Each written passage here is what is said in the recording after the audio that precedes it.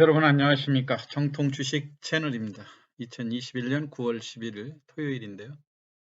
오늘 주식 시황을 말씀드리겠습니다. 지난 9월 3분의 1 정도가 지났다고 볼 수 있겠죠. 최근에 우리 시장에서 개인들의 투자 패턴이 이제 기관과 외국인의 매매에서 독립적으로 개별 종목으로 향하고 있다고 하는 것이 특징이고요.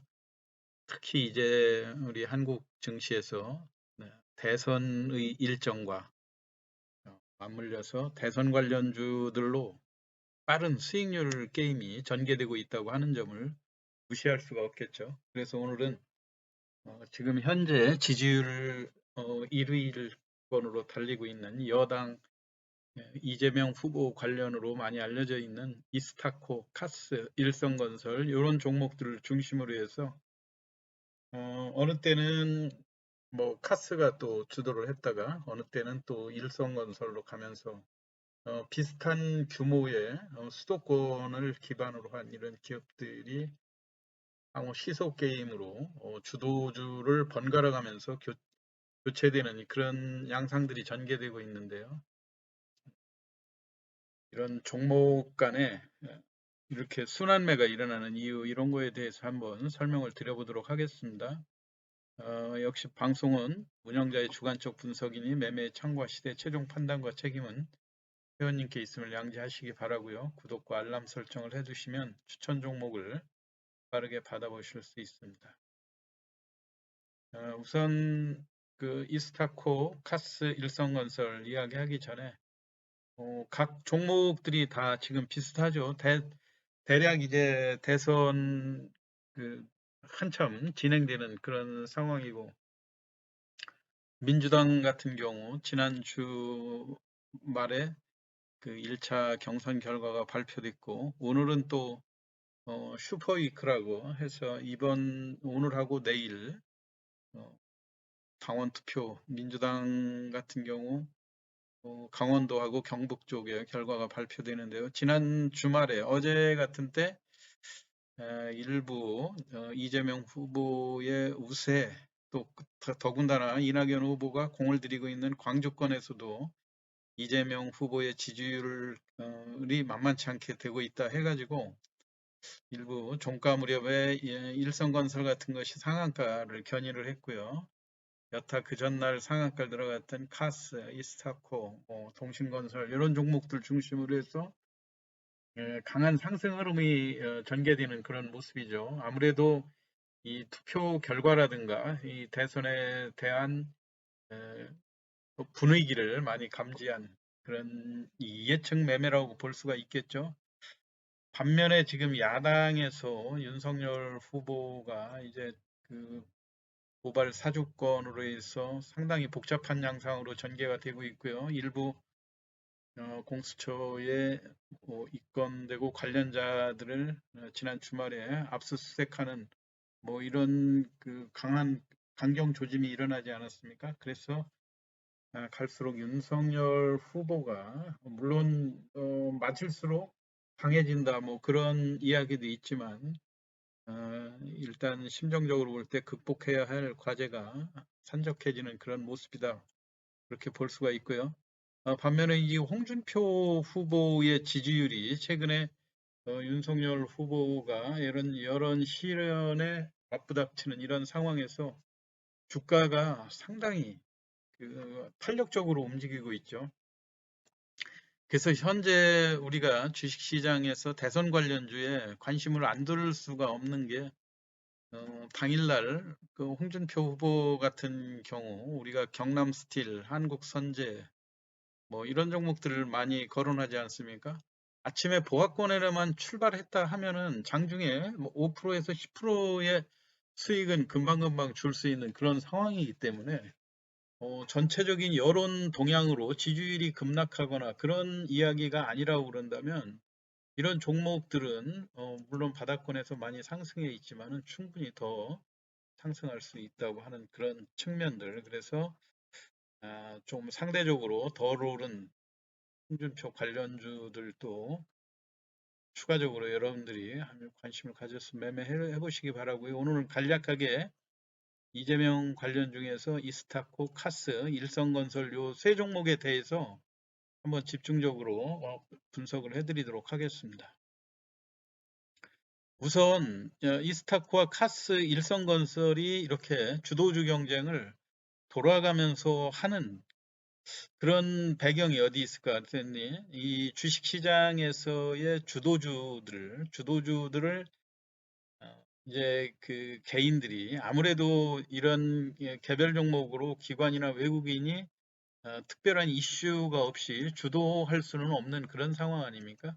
그러다 보니까 이런 종목들 지난번에는 지난 주말에 일성건설이 상한가까지 그렇게 올라왔는데 사실 일성건설이 그동안 일봉으로 놓고 보면 주가가 아주 바닥권 3,000원 지난번 초기 상승은 비교적 탄력 있게 잘 올라왔었죠.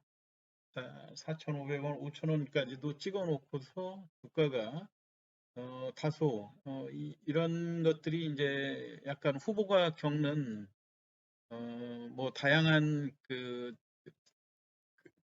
경선을 시작하면서 당 내에서 집중적인 공격을 받고 하다 보니까 1차 위기가 왔었다고 볼 수 있죠. 근데 이런 과정을 겪으면서도 실제적으로 경선으로 진행이 됐을 때 후보의 지지율이 영향을 미치지 않는다 하는 것들이 많이 증명이 되는 그런 단계 아닙니까? 그러다 보니까 주가가 일봉으로 보면은 반등을 시도하다 무산되고 시도하다 무산되고 하면서 음봉이 밀집되는 그런 모습이었죠. 일성건설이. 그래서 다소 지루한 움직임을 보이다가 지난 주말에 그렇게 급작스럽게 상승 흐름을 한번 보여줬고요.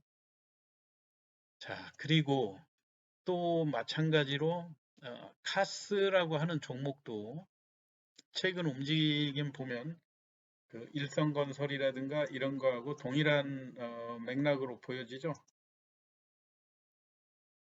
위에 거는 일성건설의 차트고요. 아래 거는 카스의 차트인데 카스가 목요일 날 상한가를 강하게 돌파를 해놓고 지난 그 6월 달 그때 흐름만 해도 카스의 상승세가 무섭게 전개되는 그런 상황이었죠. 이거는 그 마찬가지로 조정했던 그 관련주들의 조정 패턴은 비슷하게 전개가 됐죠, 다들.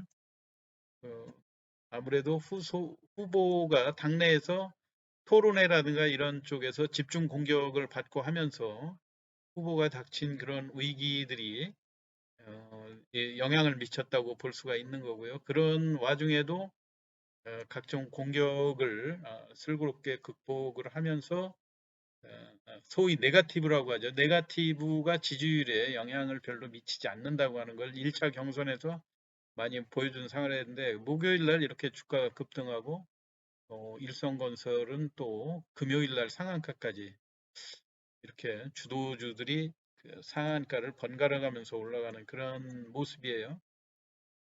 그래서 이 주도 세력들이 우리가 매매를 할 때 이 의도를 한번 간파해 볼 필요가 있어요. 뭐냐면은 어떤 그, 그 핵심 주도주, 그러니까 예를 들어서 이재명 후보의 지지율이 1위를 달리고 있어서 주말을 기점으로 해가지고 좀 상승세를 굳혀놓을 거다 이런 예상들이 될 경우에 이재명 후보 쪽에 집중적으로 매수세를 유인하기 위한 핵심이 일단 타겟 종목군을 선정하는 게 제일 중요하지 않습니까? 증권 시장에서 주도하는 개인들의 세력들이 흔히들 주식시장에서 세력 맘대로 한다 이런 이야기를 하지 않습니까? 그러면 통상적으로 보면 이런 그 핵심 주도주를 어떻게 공략을 하는가? 우리 일반인의 생각하고 비슷해요. 뭐냐면은 전체적으로 그 종목들을 고를 때 가격이라든가 물량 부담이 좀 적으면서 재무 구조나 실적이 좀 안정적인 것. 그리고 주가의 상승에 걸림돌이 적은 것. 어느 가격대에 과도한 매물층이 집중돼 있다든가 또는 어느 주가가 상습적으로 어느 정도 오를 때 대주주가 매도하는 이런 것들의 전력이 있는 그 기업 주식들은 피한다고 하는 측면들, 그런 거를 볼 때 이 세 기업을 제가 간략하게 한번 분류를 해보면요. 우선 이스타코, 카스, 일성건설 이 세 기업들이 전부 다 우선은 이재명 후보가 경기도지사다 보니까 서울이라든가 경기, 인천 등 수도권에 집중된 기업들이거든요. 이스타코는 본사가 서울 목동에 있고 아무래도 분양 그쪽 그 주 분양처 경기도 양주라든가 안양 등 경기 일원에 포진이 돼 있고요. 카스는 우리가 잘 아는 전자저울 그 업체 아닙니까? 경기도 양주 쪽. 그 일성건설은 인천이고요. 또 업종은 뭐 전부 다 건설, 공공 주택 확대 이런 쪽을 기반으로 한 부동산 임대업이라든가 건설, 분양 이런 쪽을 하고 있죠. 예, 카스가 전자저울 쪽, 우리가 카스 저울 좀 잘 알지 않습니까? 일성건설은 토목 이런 쪽인데요. 자, 재무구조도 한번 보면 전부 다 이 세 업체가 비슷해요. 자본금으로 볼 때 우선 이스타코가 214억, 그 다음에 카스는 119억, 그리고 일성건설이 270억 정도 되거든요.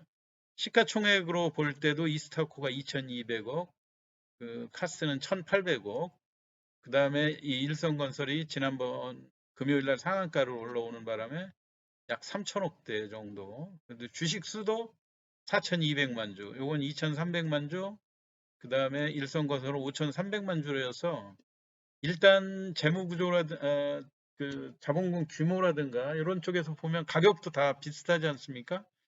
5,200원, 7,000원, 일성건설이 상한가 들어갔다 하지만 5,000원대고 전체적으로 주식수라든가 이런 부담들이 적고 그리고 어느 가격대에 지금 가격이 뭐 밀집돼 있다든가 밀려 있다든가 그런 분위기도 아니고요. 다만 이제 이스타코가 다소 최근에 대주주의 매물로 인해서 매물층을 아주 극복하기가 좀 쉽지 않은 먼 그런 가격대에 있지 않습니까? 더군다나 지난번 내려오는 과정 6,000원, 7,000원대에서 대주주 매물들이 한번 나왔었고 그리고 제일 중요한 건 이번에 상승 추세로 전환하는 이런 과정에 대주주가 또 90만 주 매물을 내놓은 이런 상황이어서 차트상으로 보면 카스나 일성건설이나 동일하게 지금 매물층을 뚫고 신고가를 향해서 가는 이 훨씬 가벼워진 반면에 이스타코의 그 주가 상승세가 다소 좀 발이 느린 그런 측면으로 보여지고요. 이거는 아무래도 두 번에 걸친 대주주 매물이 영향을 미치고 있다. 그렇게 볼 수가 있는 거죠. 그리고 전체적으로 보면 실적에서도 비슷해요. 우선 재무구조도 한번 간략히 살펴보면은요. 우선 그 납입 자본금 214억을 가지고 회사가 얼마나 지금 유보를 해놨는가 이런 거를 보는 총 자본 이스타코만 해도 214억으로 480억 정도로 늘어난 상황이고요. 부채 비율도 안정적으로 관리가 되고 있죠. 218억 정도에 불과하다는 건 하는 점. 그 다음에 카스 같은 경우가 유보율이 좀 높은 편이죠. 119억의 납입 자본에서 500억 정도로 증가를 한 상황이고 부채가 한 800억 정도로 비교적 부채하고 뭐 큰 안정적인 재무 구조를 갖고 있다 그렇게 볼 수 있죠. 마찬가지로 일성건설이 270억 납입 자본에서 그 회사를 키운 거를 900억 정도로 키워놨다고 해서 성장성이 상당히 좀 안정적인 그런 모습으로 보여지죠. 상대적으로 건동산 이런 쪽에 건설 쪽에 건설회사들 부채 비율이 다소 높은 거는 있지만 900억에서 2천억 정도의 부채를 쓰고 있다 그러면은 큰 무리한 비중은 아니라고 보여지고요. 일단 2000년도 실적으로 볼 때 매출액과 영업이익, 순이익 순으로도 보면 이게 확연히 좀 차별을 볼 수가 있어요. 우선 이스타코 같은 경우 매출이 조금 부진한 게 58억 정도 되고 작년에 3억 4천 정도의 영업이익에서 흑자는 냈지만 전체적인 순이익에서는 약 5천만 원 정도의 적자라고 하는 점. 그래서 기업의 성장성이라든가 이런 면에서는 이스타코가 다소 부진한 그런 편이죠. 그리고 카스는 전자저울의 매출 뭐 이런 쪽이 사회 각계각층에 널리 독점적인 지위를 가지고 있다고 봐야 되겠죠. 이거로 인해서 매출액이 1,200억인데 이러한 높은 매출액에도 불구하고 영업이익이 마이너스였다고 하는 점, 이런 걸로 볼 때는 이 업종에 대한 성장성에 한계가 많이 노출되는 게 아닌가. 이게 마진이 별로 없는 그런 업종이라고 볼 수 있겠죠. 반면에 지금 일성건설이 그래도 전체적으로 건설회사답게 900억의 자본금을 가지고 3,400억의 매출을 일으키고 영업이익에서 100억, 그다음에 순이익도 32억 정도. 이 정도면 아주 탄탄한 영업 기반을 갖고 있다고 볼 수 있겠죠. 이재명 후보와 관련된 내용으로는 이스타코가 주택정책 보급 확대 쪽이고, 이 카스 같은 경우 사회이사가 지금 뭐 회사에서 공시한 그런 내용들도 있죠. 중앙대 동문이라고 하고, 아, 사회이사가 그 조주택 사회이사가 사법고시 동기다. 뭐 이렇게 회사에서 공시한 내용이 있어요. 이거 뭐 시간 관계상 공시한 내용까지 찾아볼 필요 없을 것 같고요.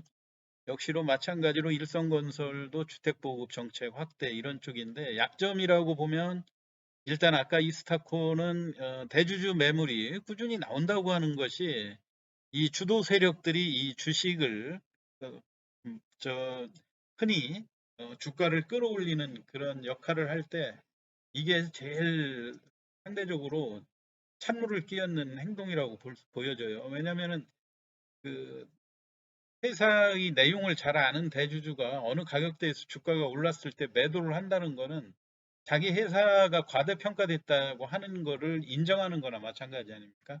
그게 다소 약점으로 작용될 수 있다. 이렇게 볼 수 있는 거고요.